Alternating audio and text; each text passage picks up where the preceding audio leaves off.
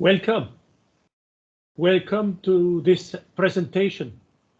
Welcome to this presentation of my invited talk on the topic of introduction of bone graft in robotics design.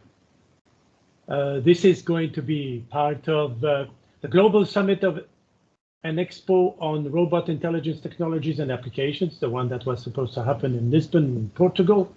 And I'm very glad that I'm here to discuss this topic that I really appreciate. And now, how are we going to handle that? Well, there is a little outline here where you can appreciate that we'll introduce the topic. And then we will talk about the fundamentals. Fundamentals where we'll discuss how this is working, what it's based upon, bone grafts, the theory, the principles. Just an overview, very quick, because I don't have much time here. So I'm just going to glance through this. And I'm going to talk about a very important element there, which is called causality. And I'm going to examine modeling and show you some aspects about the typical elements that we use in robotics. And then I'll show you a few examples.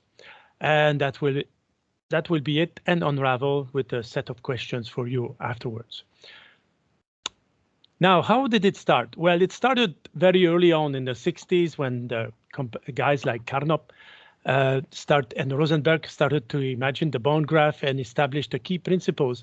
But to become popular, you had to wait about 25 years when the EcoFISC project was established. Well, the project of lifting those platforms up, which was in itself an enormous challenge.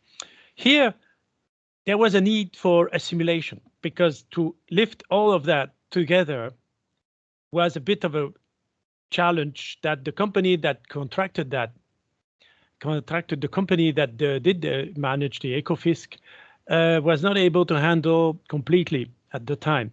So they were looking for somebody to establish a proper simulation model so everything would lift together without the risk of catastrophic disasters. Okay, so what happened there is Professor Lebrun from the University of Lyon mastered bone grafts and showed how useful this would be to lift those platforms. So he simulated the lifting of the platforms. This was used to give informations to and program the controllers for this, and it happened, and it was successful. So this launched the craze about, well, there's something very interesting about bone graft. Well, in our case, in the design of complex mechatronic systems, well, in my case, especially robotized manipulators, which could be quite complex, like parallel manipulators, parallel robots, not just manipulators, but robots with the control system. There's no dynamics approach there, which can include the control system in there. With bone graft, we can.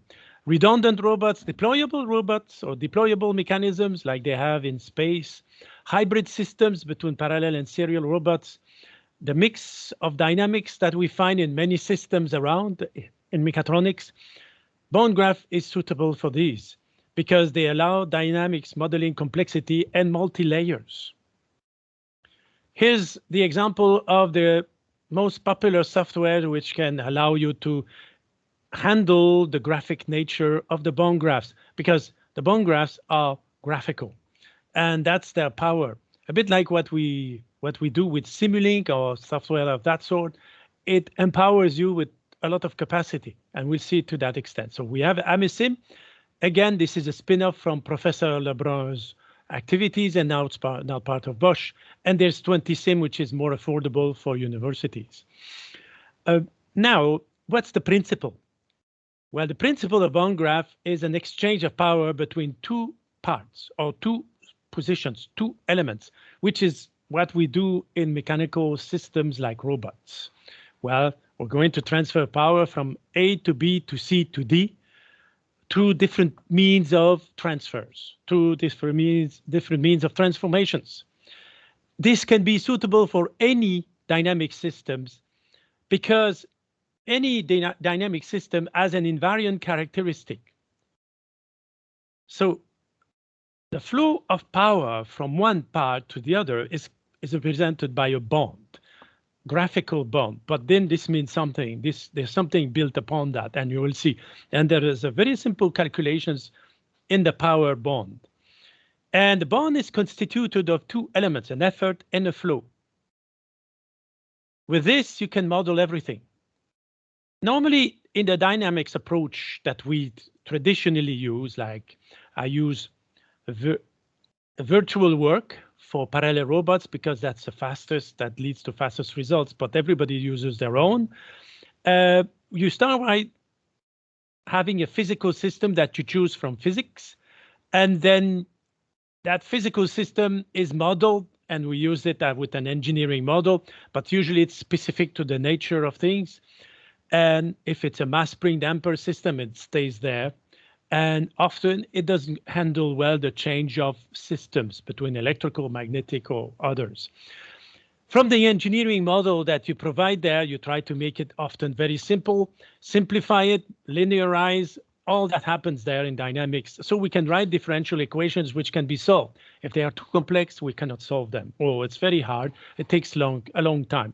So sometimes people prefer to go into finite and element analysis, but this handles a lot of data and a lot of calculations, which is sometimes beyond our capacity if we want to we use it in robotics. So from differential equations, we write, if we get them to be linear, ODEs, then we can write block diagrams, Laplace style type of things. And then we can write from a simulation language, we can write and solve the stuff, and then this gives us the output. This is the classical approach for modeling physical systems and how we solve them so we can size, dimension, and design our robots. Now, bond graph has a lesser number of steps there. You have a physical system like before, you have an engineering model like before, you write these models, but you don't simplify them, you write them as is. And then from there, you write the bond graph according to the principles I already showed you, and I'm going to give you details of. And then you put that in the software, and the software will generate the differential equations by itself. And we're not going to go into details of the tools which are used there to do that, but you could ask the experts. And then this will produce an output. But here, you're not dealing with differential equations. That's the main advantage. So the modeling concepts are this. We are based on power, and power is in the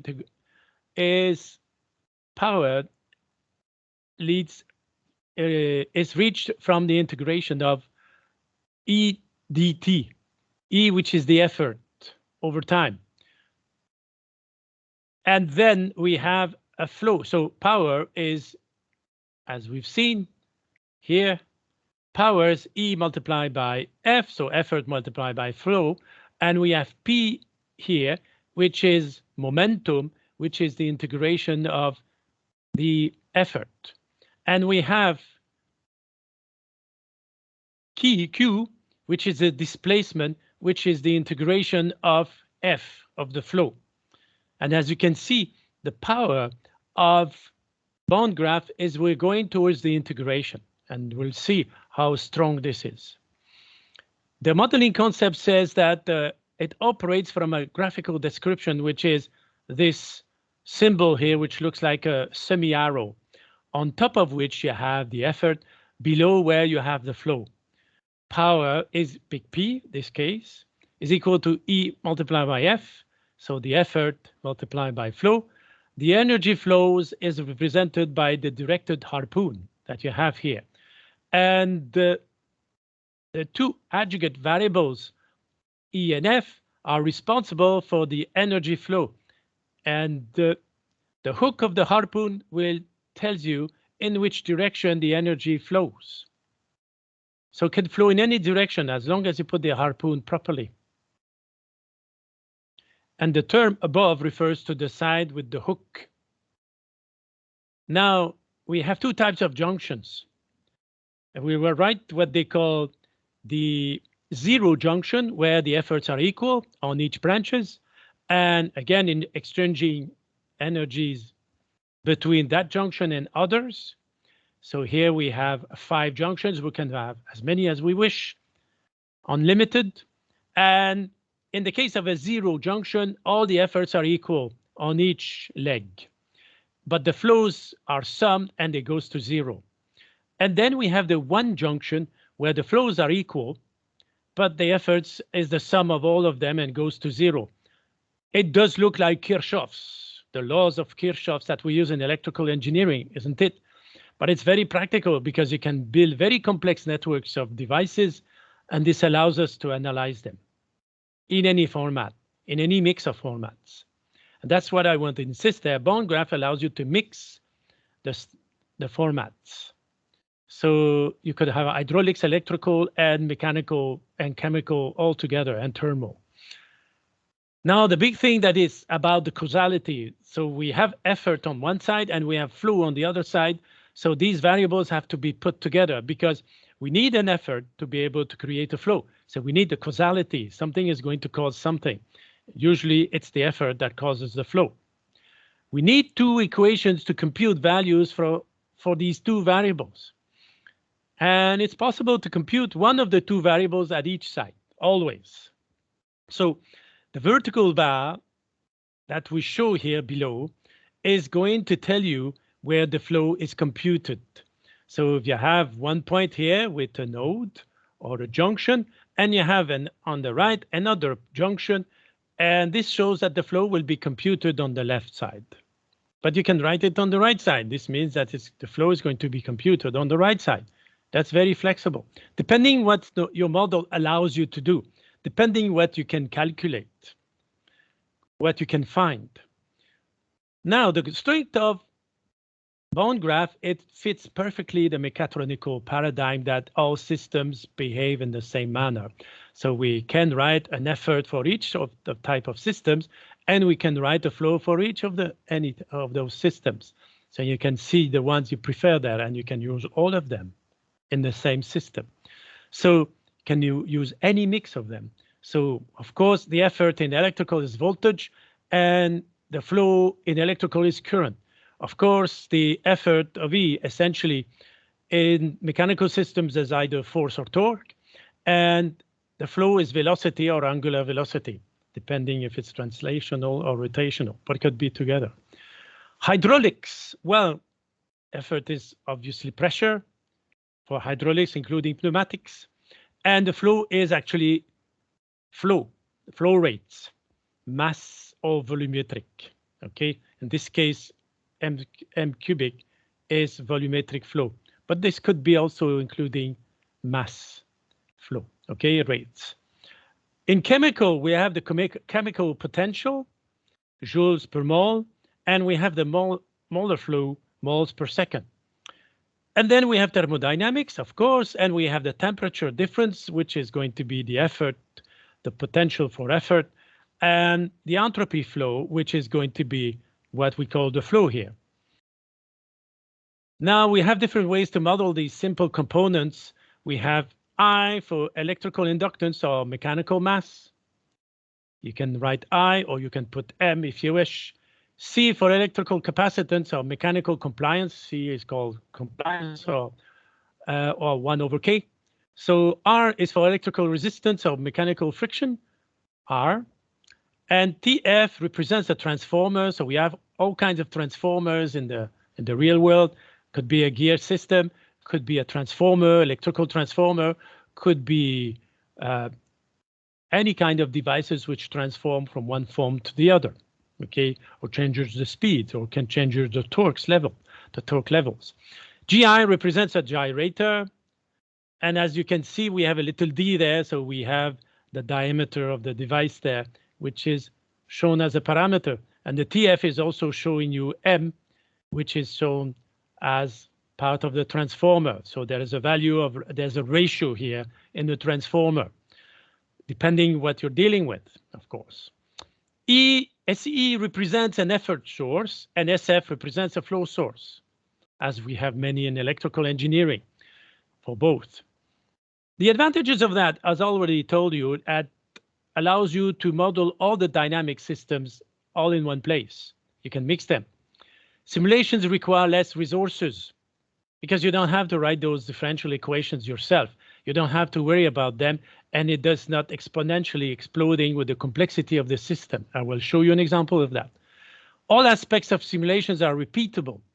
The simulated models are generally fully monitorable. Well, from the software, that's the beauty of having software. So you know where, you know how to watch it. You can have a good view of it.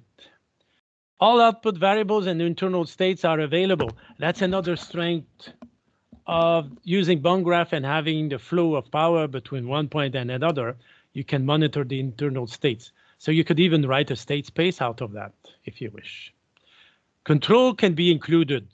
So all control types of programming, algorithms can be included, and however complex, this could be a neuronal network. We can mix all dynamics types. And that's the strength. Okay, the disadvantage, well, the simulation requires a complete, validated, and verified modeling of the system in any of the dynamics. So you need to know what you're talking about. You need to know it in enough details and enough precision so the results will be usable. That's another issue when we talk about modeling. Modeling sometimes is where the weaknesses are, and my own experience. The accuracy with which details are reproduced and the simulation speed of the models is limited by the power of the computer you're using. Logical.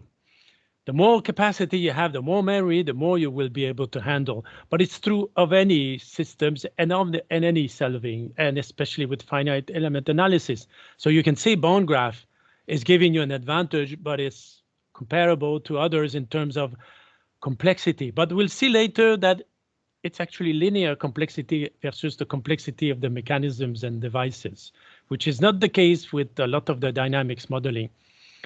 Elements can be modeled. Here is one, the DC motor. That's the modeling of the DC motor where you transfer electrical energy from an electrical source, which is the effort source, voltage, E, okay, potential, electrical potential, and you go through all that, the I and R in a one junction goes through a gyrator, then it goes through another one junction where you have R and I known, which is J, here is L. So you have the electrical side on the left, you have the mechanical side on this one, and you have a transformer TF, which is going to give you your motor output. And then you can have a joint, a revolute joint, which is very popular as well. So you do this with a zero junction, and you will have an input there, an output there. So again, your torque is going to go through, and you're going to have the compliance and the damping, which are values which are related to the joint itself. And you put that as fixed parameters, but they could be computed as well. So they could evolve with time, like in a Citroën suspension, and you can have connections to other elements to be able to compute that change, perhaps coming from an adaptive scheme there in the control aspects. The two-port submodel of parasitic element as the joint connects arms and actuators. So we're going to use parasitic elements. The modeling of the arms can be done. I will show you two ways to do this that were used by my students in their Masters of Research in Canada. So again, two-port submodel of parasitic elements as joints to connect arms and actuators. Where you have that joint, you have to connect them in a certain way, one arm, one object to the other, moving versus each other, and you need the parasitic joint there. Here's another way to do a bar, a modeling of the arms. Here's on the left side, a PID control on a single variable. So that's how you do it. Looks a lot like Simulink, so easy as it is. And then you have modeling of components, a machine screw, which is a transformer as well. Here, voila. So you can model a linear actuator, two bars, which slide against the other. So you need parasitic element to connect them, and you need to be able to transfer a force. So this is how we will do that with three parasitic components and a transfer MTF to make a calculations there. So you have your input here, you have your velocity of X, velocity of Y, you have the torque, the input, the output, which is related to power, and you have the velocities in and out, and the elements that go with that, with the different joints, connections. Okay. And then you have an end effector on the robot, so we need to model that in a certain way, and this is how we are going to model with its own mass of the end effector, including the object which is within the end effector. Now, here's an example of a non-autonomous underwater vehicle, which is complete for the system with a certain level of precision according to the model which are used. And I want to show you the MTF, so Euler angle transformation matrix. So from Euler angles to angular velocity to the links. So again, you're going to use an MTF to transform. That's mathematics we put in there. That mathematics joint is going to convert a set of variables to another. You have to do that when you're handling kinematics, where you're handling geometric variables. Here's an typical articulated serial robot with all the elements going up until the end effector. So you have the links here, okay, which is link 1, link 2, link 3, and with the different functions, the calculations which go with that, MTF, MTF, MTF. And again, this is Euler angles are converted into angular information there. Now, we've done our own for the 3RPR. We did a special 3RPR when I was in Canada with a student, so one which could be reconfigurable. And we studied how to best position the 3RPR, because in its actual format here, it's very close to a singularity and it's not very usable. But we worked on that. So if you want, there's a master for that. But this is the bone graph we produced. So this does a good job. And this is as good as virtual work, but it takes a lot less time to compute. And it has less effort to produce this once you know how to do this. And then we have, this is something I've done in Canada. That's my own design. That's what we call the fastest linear actuators on Earth. With this, you can compute according to the network. You can compute the distance from there to there. According to the torque which is produced there, we can measure that. We can optimize that. So with a network of 3, this is what we have. And as we go to a network of 4, we just had to add a part which is related to the mechanical parts. Here's the overhead that goes from the beginning of the system with the motor, and there is the end effector at the end here. And that is the overhead, so it doesn't change from if you have many or less. And the rest, if you multiply the networks, it's just linearly changing versus the system. If you try to do that with any dynamics approaches, it's not going to be linearly changing in terms of complexity. It's going to be exponential. So these are a few examples with the time which is imparted to me. So if you have any questions, I'm more than willing to answer, because this is the offline versions of the video, so you can reach me this way. Ask all your questions. If you want to collaborate, if you want me to explain how to use that on your systems, I'm more than happy to help. Thank you very much, and I hope you enjoyed these presentations there, because this is really a winner to improve our capacity on very, very difficult systems. Thank you for attending.